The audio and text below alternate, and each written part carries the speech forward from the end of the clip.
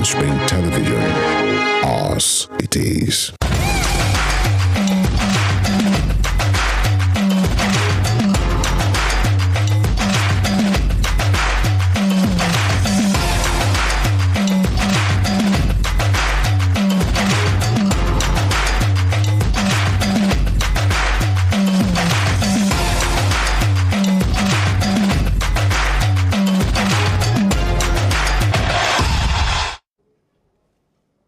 Hi, good morning and welcome to an episode of Sports Spring on Western Spring Television. My name is Joseph ATEWE, saying good morning, and of course there's so much to talk about as far as sport is concerned. And I am NENGI ERNEST Ademola. Thanks for joining us this morning. Today's show, today's episode promises to be very exciting, as we'll dig into the upset that happened yesterday in the Italian Open, where world number 135 stunned world number 2 Carlo Alcaraz. It also sets to be an exciting encounter in the Western Conference Finals of the NBA, where the LA Lakers will take on Denver Nuggets. Now, the question is Denver Nuggets the better team to go this time around? That's $1 billion question, and only time will tell in the early hours of tomorrow morning. Thanks for joining us again, and we'll start off from the local scene, Joseph. And we'll talk about the Nigerian Premier Football League, as they have gotten a new date for the Super 6. Of course, it suffered one or two back set where some of these teams were complaining about the fact that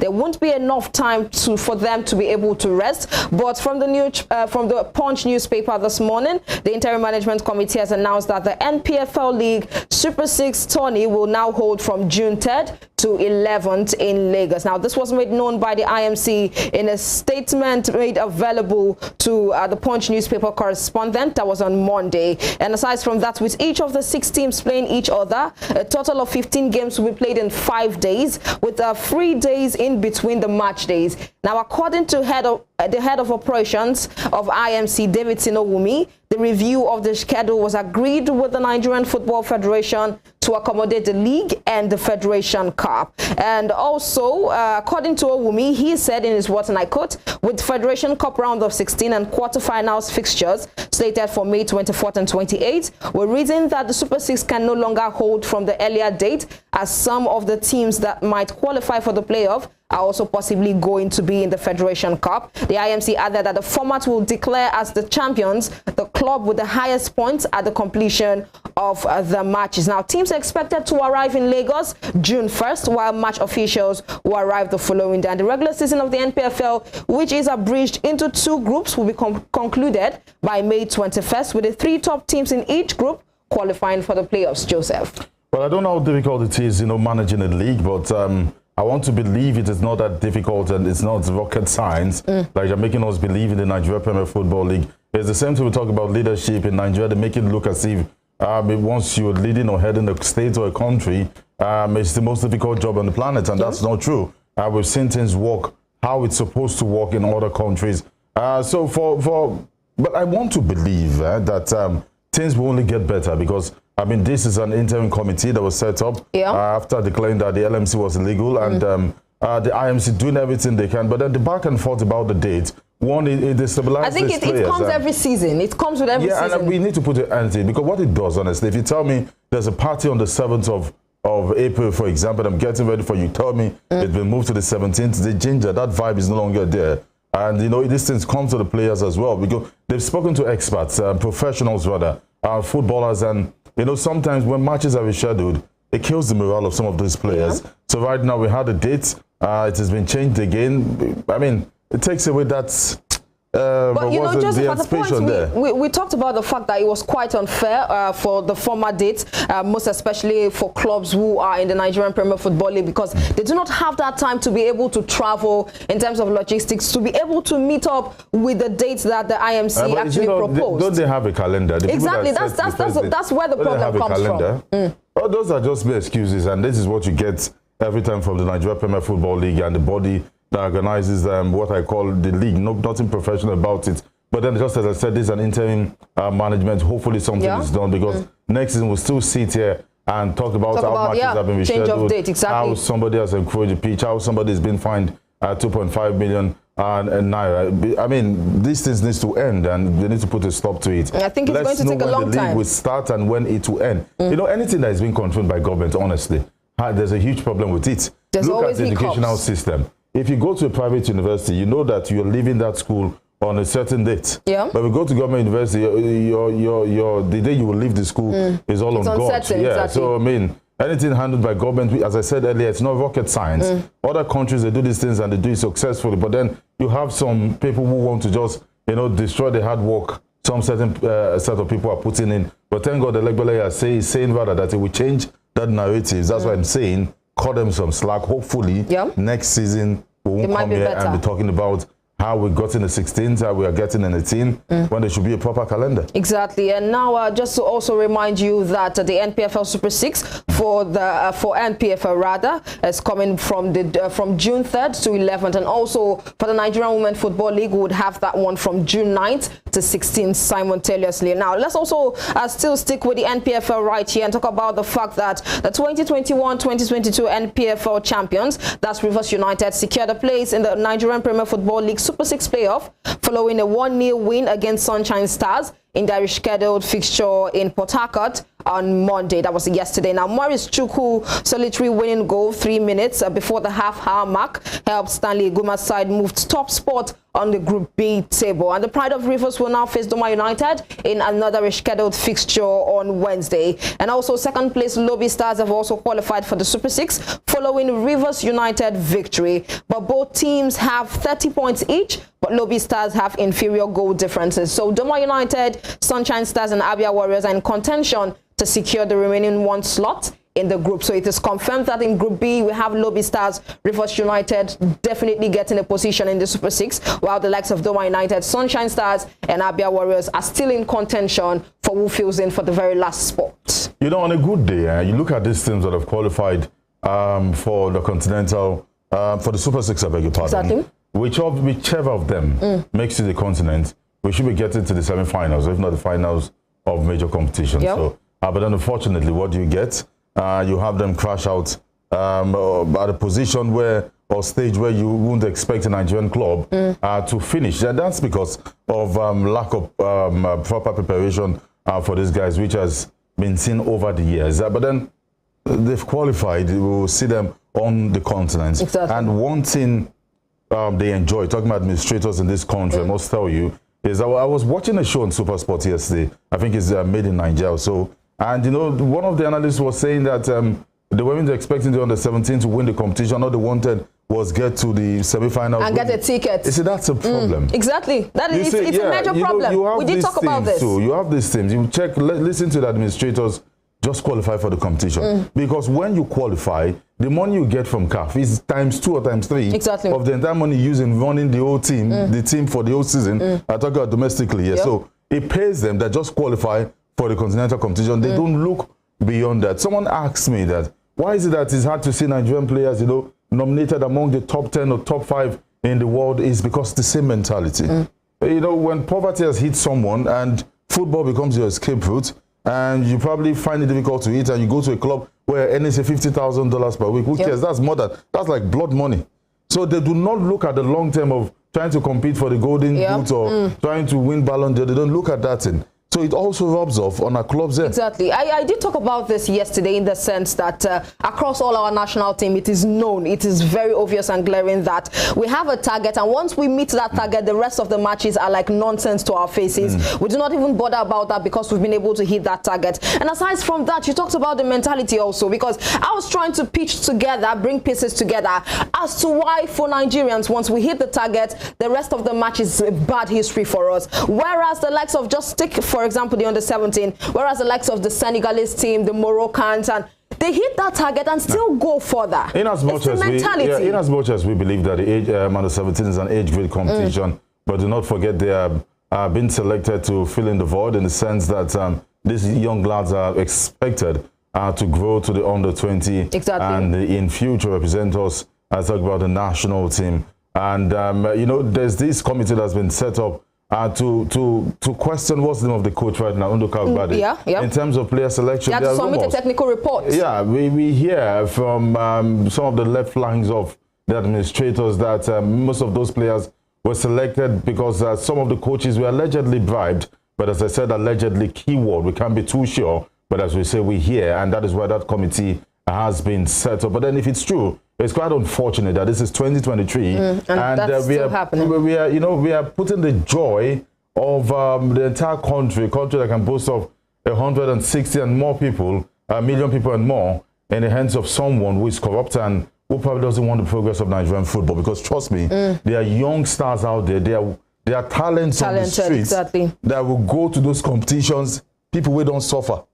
Do you understand? You give them a platform as big as that, they will do everything possible. And that was evidently seen in 2005. The Ambrose Van Ziekens, the Mikel Lobi, the Taiwos, when they got to the final, but was beaten by one man, Lionel Messi. Exactly. It was also seen when the Wilfred Ndidis and the Kelechis and Nwakalis won, but then it seems already lagging behind because it happened in 2000, 2001, 2002, 2003, 2004, where we failed to make it count in major competitions until there was a total overhaul. We picked in 2005 and yes, got to where we got to in 2013, 14. Now it seems we're slipping again, and honestly, we need to put a lasting end to this. And you know, we've already had a build-up towards the Under-17 AFCON, so let's just dive in there directly and talk about the fact that some stakeholders have told the NFF that they shouldn't sack Nduka Ugbade. Now, yesterday, if you remember on the show, we did talk about the fact that it is alleged that he has been sacked, but not too sure yet. But this is coming from Punch newspaper that some stakeholders have told the NFF not to sack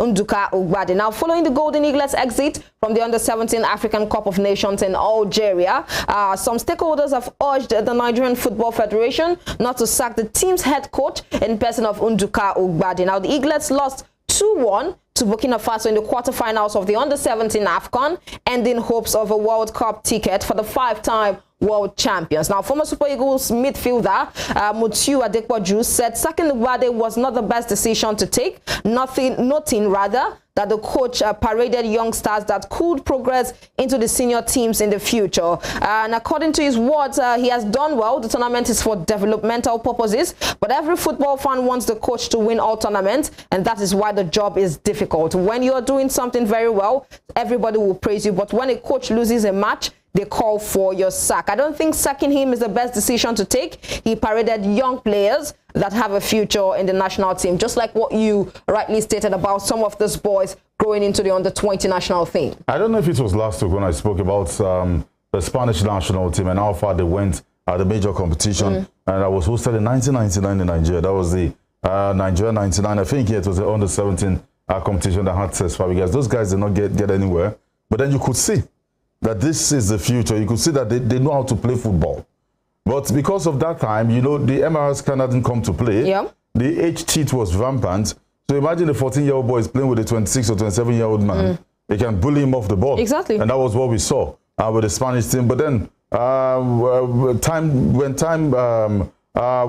the Chiefs were down, I mean, we saw that these guys went on to become world stars. Toni Kroos was also in that for the German side. And so we saw what these guys, and they're still playing active football, which means they were truly under 17. Exactly. And so, I mean, we need to get it right. And after watching the under 17 boys, yes, they have that flair when it comes to play, but converting chances, defending that was a major problem. Defending like they probably don't understand what they were doing on the pitch. I believe they're better players, honestly. Exactly. Nduka Ugbade at the point was able to identify that flaw of finishing when it comes to the under-17 boys. But that same flaw definitely threw us out of the under-17 AFCON against a team that we had defeated, I think, is it 3-2 or 2-1 right now in the Wafubi competition that preceded the under-17 AFCON, which goes to show that these people, they do not just lose matches, they learn from it and become better teams. And that is what was evident in the style of Burkina Faso. But I think that is past, so definitely let's move forward and talk about who is into the finals for the under-17 AFCON. Now, either Senegal or Morocco under-17 national team will emerge the champions of the 2023 CAF under-17 African Nations Cup, as both teams have booked the final ticket. Now, this follows their tough semi-final victories through penalty shootouts to qualify for the final against each other. In the semi-finals on Sunday, Senegal had defeated Burkina Faso before Morocco edged Mali to set up a final duel against each other. And in an exhilarating showdown, Morocco emerged victorious after 6-5 victory in a thrilling penalty shootout after a goalless draw against Mali in the gripping 90 minutes of the AFCON Under-17 semi-finals. The Moroccan team showcased resilience and determination as they secured their spot in the final, making a historic milestone for their under-17 squad. This will be their first ever appearance in the AFCON under-17 final. Interested, and it shows what dedication and hard work can do, and that is what we are seeing with the Moroccan national team. Not just with the under-17, but also with their national team, yeah, exactly, all round. Even both the women, yeah. The female team had only qualified, I think, for the second time to the competition, and they got to the finals of the competition. So there's more to come. We also saw what they did at the World Cup. Yeah. So it's not very thrilling. Yeah, not be juju. These guys are really it's working not rocket hard. Science, yeah. I would say. And they really know what they want. But I'm impressed because I know Morocco will be a good representative. Exactly. When the World Cup kickstart. Now let's move on. This is Nigeria's under-20 women's side continue their fine preparation for the maiden WAFU B under-20 women's cup after the trashed Paul E Queens 10 goals to nothing. In Sunday's international friendly played in Abuja. The Falconets went into their third warm-up encounter on the back of 2 victories in a row, beginning with a 5-1 victory over Abuja under-15 boys a week ago before 3-0 win over Josiah Academy last Tuesday. They played the under-15 boys and were beaten 5-1. I want to see those boys. And just to add to what Joseph has rightly stated, the Falconets are in Group B against Nigeria Republic, Burkina Faso and Togo for the Ghana 2023 regional showpiece, and they will aim to replicate their gold medal winning form at the 2019 African Games in Morocco. So all the best to the under-20 WAFU national team. All right, we have one interesting story here from the Punch newspaper. It says that the Nigerian Football Federation might be retaining Joseph Pesero. And Nengi, your thoughts about that quickly? Let's just take a beat concerning this. Now, the Punch has learned that the Nigerian Football Federation will not open contract talks with Super Eagles head coach Jose Pesero. Now, this following the expiration of his 1-year contract with the Federation on Monday. Now, the NFF announced the appointment of Pesero as a new coach. Let's not forget, May 15th, 2022, replacing Austin Eguavoin, will return to his technical director role at the Federation. Eguavoin acted in an interim role following the sack of Franco-German Gennett Rohr December 2021 and helped the team reach the round of 16 at the 2021 African Cup of Nations, but failed to qualify for the 2022 World Cup in Qatar. And the Eagles have exhibited underwhelming performances, and mark this word, under the tutelage of the Portuguese, as they have only won 3 of the 8 games that the 67-year-old manager had taken charge of, losing the remaining 5 with the side scoring 15 and conceding 11. And it was still under Pesero that the Eagles recorded their worst run in 42 years as the 3-time African champions lost 4 consecutive games, including a shock 1-0 defeat to Minos and 118th ranked Guinea-Bissau in Abuja last March in the 2023 AFCON qualifier. And of course, I think most especially when you talk about our teams, our national teams, right from the under-17 down to the Super Eagles, for the contracts of the coaches, it's usually tied with a particular performances of these guys in age grade competitions, in major competitions across the world. But then I was asking this question myself in the sense that, are they going to relieve him of his duty? Because looking at our performances so far, it has been very poor. And according to what Punch is stating, that they might not want to renew a contract with him. And the truth is, they were going to use the AFCON 2023 to actually judge and evaluate what he has been doing so far for the Super Eagles.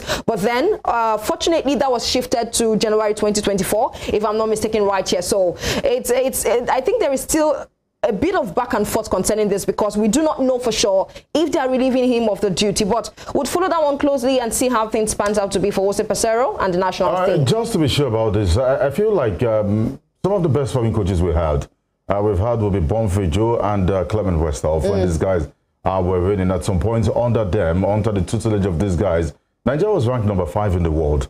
These are positions occupied by quality football playing nations, but then we were once in that position. If you're surprised, yes, we were. But then after those coaches, I do not think any foreign coach, has come in to do any wonders with the national team.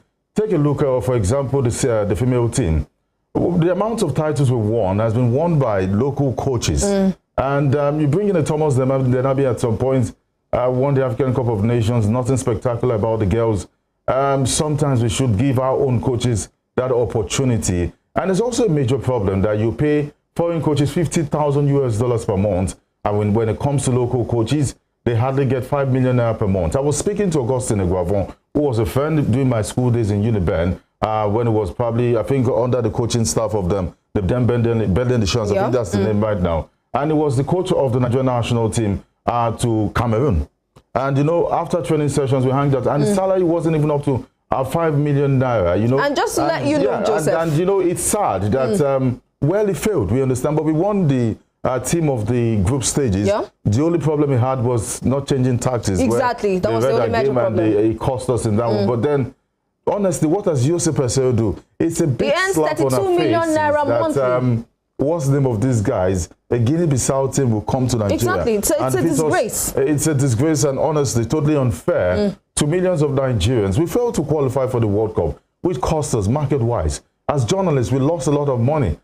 So you might wonder why we're this passionate when we analyze, because some of us, this is where we make a living. And if we were from maybe Guinea-Bissau, if we're from Togo, if we're from Congo, where we understand that it is once in 2 decades or 3 decades that we qualify for even the African Cup of Nations, we understand. But Nigeria is a powerhouse when it comes to football. So in a nutshell, Joseph Pesero should pack his bags and leave, because he has done us more harm. You know, trust me, he has done us more harm, because when you look at the FIFA rankings, currently we're ranked 40th in the world. Meanwhile, that means we've gone, I think, 10 points down the drain, because we were formerly ranked 30th in the FIFA rankings, but right now it is 40th in the world, which means that he has not done a whole lot for us. Honestly, 32 million naira monthly. He has done 32 million. That's huge.